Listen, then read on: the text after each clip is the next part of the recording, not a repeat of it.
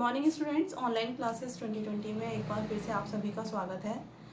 आशा करती हूँ आप सभी अपने घरों पर स्वस्थ होंगे, सुरक्षित होंगे और आपने अपने हॉलीडेज़ एंजॉय किए होंगे और आपको जो हॉलीडे होमवर्क दिया गया था वो आपने कंप्लीट कर लिया होगा। आज हम कक्षा 4 की हिंदी व्याकरण की पुस्तक रचना प्रसून के 5वें पाठ संज्ञा के बारे में पढ़ेंगे। निम्नांकित चित्रों को देखिए और उनके नामों को पढ़िए। ताजमहल, विद्यालय, रंजन, कनिका, गाय, चूहा, पुस्तक, पंखा।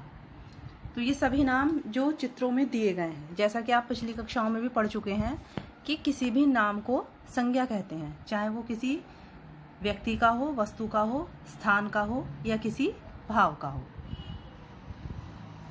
तो इसमें दिया गया है कि ऊपर दिए गए चित्रों के नीचे लिखे नाम, उनके नामों को पढ़ने से स्पष्ट होता है कि ये सभी नाम किसी न किसी व्यक्ति, वस्तु, स्थान अथवा भाव के नाम हैं। जैसे रंजन व कनिका व्यक्तियों के नाम हैं, ताजमहल व विद्यालय स्थानों के नाम हैं, गाय व चूहा पशुओं के नाम हैं, पुस्तक व पंखा वस्तुओं के नाम हैं, क्रोध, हंसी व शिष्टता भाव के नाम हैं तथा बचपन जीवन की अवस्था का नाम है। तो इस प्रकार किसी प्राणी, वस्तु, स्थान अथवा भाव के नाम को संज्ञा कहते हैं। जैसे सोहन, गीता, जयपुर, हिमालय, पुस्तक आदि। तो ये सभी किसी न किसी व्यक्ति, वस्तु या स्थान आदि के नाम हैं, इसलिए ये सभी संज्ञा हैं। संज्ञा के प्रकार। संज्ञा 3 प्रकार की होती है: व्यक्तिवाचक संज्ञा, जातिवाचक संज्ञा और भाववाचक संज्ञा। फर्स्ट, व्यक्तिवाचक संज्ञा। तो व्यक्तिवाचक संज्ञा जिस संज्ञा शब्द से किसी विशेष प्राणी, वस्तु अथवा स्थान का बोध हो उसे व्यक्तिवाचक संज्ञा कहते हैं। जैसे नदियों के नाम, नगरों के नाम, व्यक्तियों के नाम, देशों के नाम और दिनों के नाम। गंगा, कावेरी, यमुना, जयपुर, आगरा, दिल्ली, रमेश, कनिका, रजत, जापान, रूस, चीन, सोमवार, मंगलवार, बुधवार। तो ये सभी किसी न किसी के नाम हैं, इसलिए ये सभी संज्ञा हैं। और ये किसी विशेष नदी, नगर, व्यक्ति, देश या दिनों के नाम है, इसलिए ये व्यक्तिवाचक संज्ञा है। इसमें ध्यान रखने वाली बात यह है कि व्यक्तिवाचक संज्ञा हमेशा एक वचन में होती है, उन्हें बहुवचन में प्रयोग नहीं किया जाता। जैसे गंगा भारत की प्रसिद्ध नदी है, तो गंगा हमेशा व्यक्तिवाचक है, इसलिए हमेशा एक वचन में ही प्रयोग होती है। नेक्स्ट, जातिवाचक संज्ञा। तो जो संज्ञा शब्द किसी वस्तु अथवा प्राणी की संपूर्ण जाति का बोध कराते हैं उन्हें जातिवाचक संज्ञा कहते हैं। जैसे लड़की, अध्यापक, गाय, किसान आदि। तो इन उदाहरणों में लड़की कोई भी हो सकती है, किसी भी अध्यापक के बारे में बात हो सकती है, गाय से किसी विशेष गाय का बोध नहीं होता है और किसान भी अनेक होते हैं। तो इसलिए ये संपूर्ण जाति का बोध कराते हैं, इसलिए ये जातिवाचक संज्ञा के अंतर्गत आते हैं। द्रव, धातुओं, समुदायों अथवा समूहों का बोध कराने वाले शब्द भी जातिवाचक संज्ञा के अंतर्गत आते हैं। जैसे दूध, पानी, डीजल, तेल, ये सभी द्रवों के नाम हैं। लोहा, चांदी, सोना, पीतल, ये सभी धातुओं के नाम हैं। भीड़, जनता, पुलिस, सेना, कक्षा, ये समुदायों या समूहों के नाम हैं। तो इस तरह ये सभी भी जातिवाचक संज्ञा के अंतर्गत ही आते हैं। नेक्स्ट, भाववाचक संज्ञा। तो जिस संज्ञा शब्द से किसी व्यक्ति अथवा वस्तु के गुण, दोष, दशा, भाव अथवा अवस्था आदि के बारे में पता चलता है उसे भाववाचक संज्ञा कहते हैं। तो भाववाचक संज्ञा को देखा या छुआ नहीं जा सकता, उसे सिर्फ अनुभव या महसूस किया जा सकता है। जैसे सुंदरता, प्रेम, दशा, दया, बचपन, खुशी, कष्ट, शर्म, ये सभी, इन सभी को सिर्फ अनुभव किया जा सकता है, इन्हें छुआ या देखा नहीं जा सकता, इसलिए ये भाववाचक संज्ञा कहलाते हैं। तो भाववाचक संज्ञा बहुवचन में आने पर जातिवाचक संज्ञा का रूप धारण कर लेते हैं। जैसे कष्टों से घबराना नहीं चाहिए। उसी तरह जातिवाचक संज्ञाओं, विशेषणों, क्रियाओं से भी भाववाचक संज्ञाएं बनाई जा सकती हैं। जैसे मित्र से मित्रता, चालाक से चालाकी, कमाना से कमाई इत्यादि। तो इस पाठ में हमने सीखा कि किसी प्राणी, वस्तु, स्थान अथवा भाव के नाम का बोध कराने वाले शब्दों को संज्ञा कहते हैं। संज्ञा के 3 भेद होते हैं: व्यक्तिवाचक संज्ञा, जातिवाचक संज्ञा और भाववाचक संज्ञा। तो किसी व्यक्ति, वस्तु, स्थान विशेष का बोध कराने वाले शब्द व्यक्तिवाचक संज्ञा कहलाते हैं, जैसे भारत, दिल्ली, गंगा इत्यादि। नेक्स्ट, किसी संज्ञा, जिस संज्ञा शब्द से संपूर्ण जाति का बोध होता है उसे जातिवाचक संज्ञा कहते हैं, जैसे लड़की, अध्यापक, शेर आदि। गुण, दोष, दशा, भाव, अवस्था आदि का बोध कराने वाले शब्द भाववाचक संज्ञा कहलाते हैं, जैसे बुढ़ापा, ईमानदारी, खुशी, क्रोध, बचपन, ये सभी भाववाचक संज्ञा के अंतर्गत आते हैं। तो आशा करती हूँ कि आपको यह पाठ समझ में आ गया होगा। अब इस पाठ से संबंधित प्रश्नों के उत्तर। पहले मौखिक प्रश्न, संज्ञा किसे कहते हैं, उदाहरण सहित समझाइए। तो इसका आंसर आपको नीचे दिया गया है। सेकंड, व्यक्तिवाचक संज्ञा के 3 उदाहरण बताइए। भारत, दिल्ली, गंगा।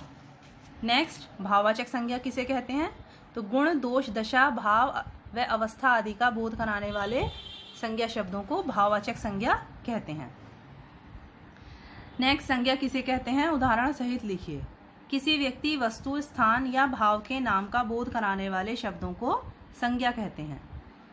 उदाहरण, भारत, लड़का, सुंदरता आदि। नेक्स्ट, संज्ञा के कितने भेद हैं, प्रत्येक के 3-3 उदाहरण लिखिए। संज्ञा के 3 भेद हैं। व्यक्तिवाचक संज्ञा, इसके उदाहरण हैं भारत, गंगा, दिल्ली। नेक्स्ट, जातिवाचक संज्ञा, इसके उदाहरण हैं बच्चा, शेर, लड़का। थर्ड, भाववाचक संज्ञा, इसके उदाहरण हैं सुंदरता, ईमानदारी, अच्छाई। थर्ड क्वेश्चन, व्यक्तिवाचक संज्ञा की परिभाषा उदाहरण सहित लिखिए। किसी व्यक्ति, वस्तु अथवा स्थान विशेष का बोध कराने वाले शब्द व्यक्तिवाचक संज्ञा कहलाते हैं। उदाहरण, गंगा, यमुना।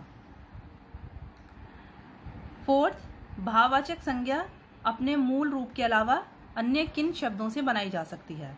भाववाचक संज्ञा अपने मूल रूप के अलावा जातिवाचक संज्ञा, विशेषणों तथा क्रियाओं से बनाई जा सकती है। नेक्स्ट, निम्नलिखित वाक्यों में से व्यक्तिवाचक संज्ञा छांटकर लिखिए। इसमें उदाहरण दिया गया है, गंगा एक नदी है, इसमें व्यक्तिवाचक संज्ञा है गंगा। मोहन कल जोधपुर जाएगा, तो इसमें व्यक्तिवाचक संज्ञा है मोहन और जोधपुर, क्योंकि मोहन किसी व्यक्ति का नाम है और जोधपुर स्थान का नाम है।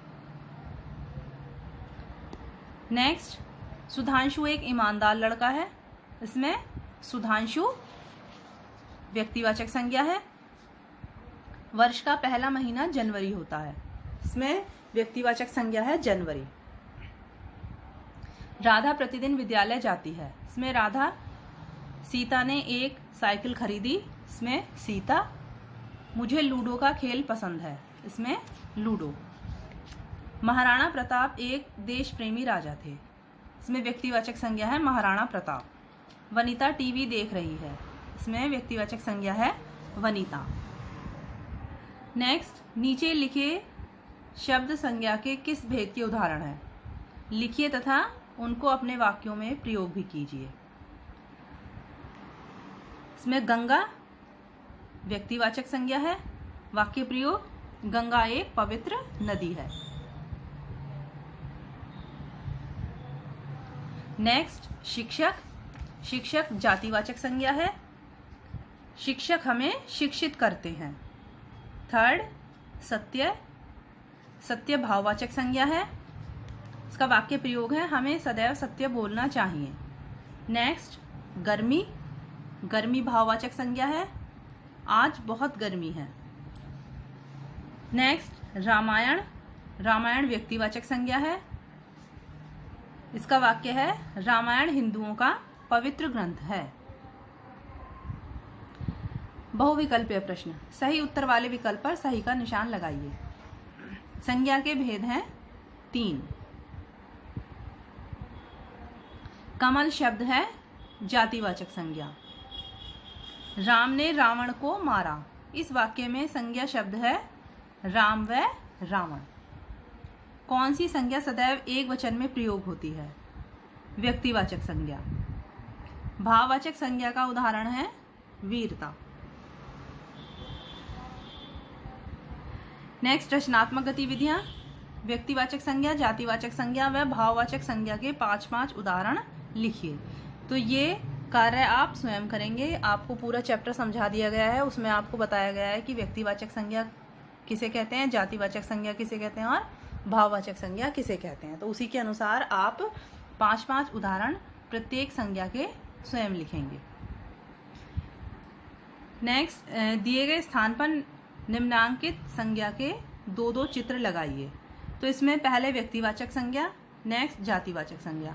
तो व्यक्तिवाचक संज्ञा में आप किसी भी व्यक्ति के या किसी स्थान के चित्र लगा सकते हैं या किसी इमारत के। जातिवाचक संज्ञा में भी आप उसी तरह से चित्र लगाएंगे, जैसे किसी लड़की का या पेड़ का। तो ये काम भी आपको स्वयं करना है। आशा करती हूँ कि आपको ये पार्ट समझ में आ गया होगा। नेक्स्ट वीडियो में आपको नेक्स्ट चैप्टर एक्सप्लेन किया जाएगा। Thank you.